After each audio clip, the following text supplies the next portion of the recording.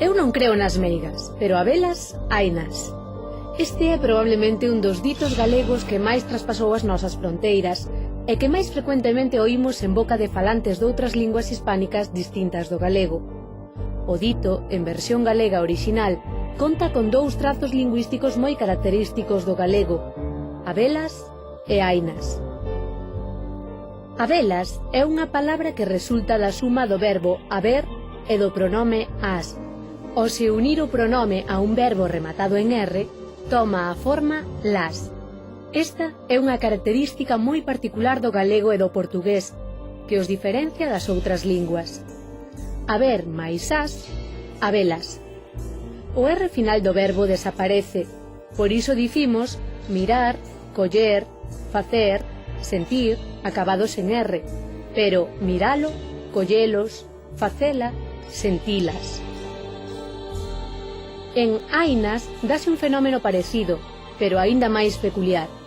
É de novo o final do verbo, agora un ditongo, ai, o que provoca ese cambio no pronome, que pasa de as a nas.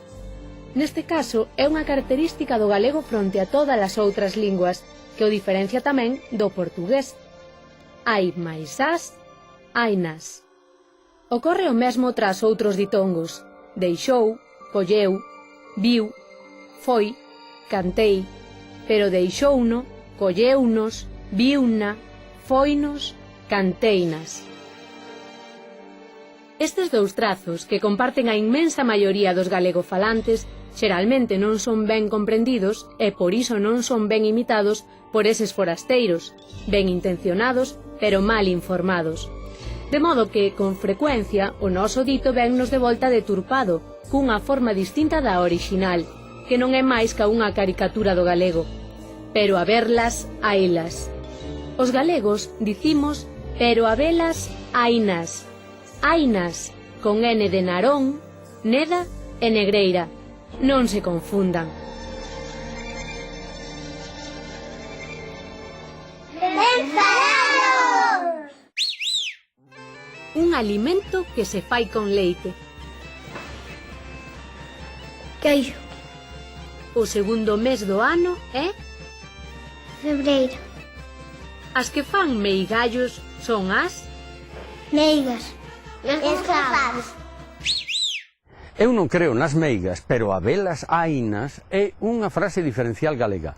Con ela constatamos que hai persoas que teñen unha inteligencia e un poder extraordinario independentemente de que nós creamos nelas ou non. Os especialistas observan que os galegos tendemos a ver a realidade como unha moeda que sempre ten dúas caras e que por iso é difícil radicalizarnos. A palabra meiga ven do latín mágica e a palabra bruxa diz que ven do italiano bruciata, porque en tempos moitas acababan queimadas. Meigo e meiga son palabras galegas que entraron no dicionario castelán e borraron dali a palabra mego e mega que aínda se usaban hai 400 anos. Eu non creo nas meigas, pero a velas hainas, con N de namorar. Como cando decimos, a boa vida é cara, haina máis barata, pero non é vida. Abur.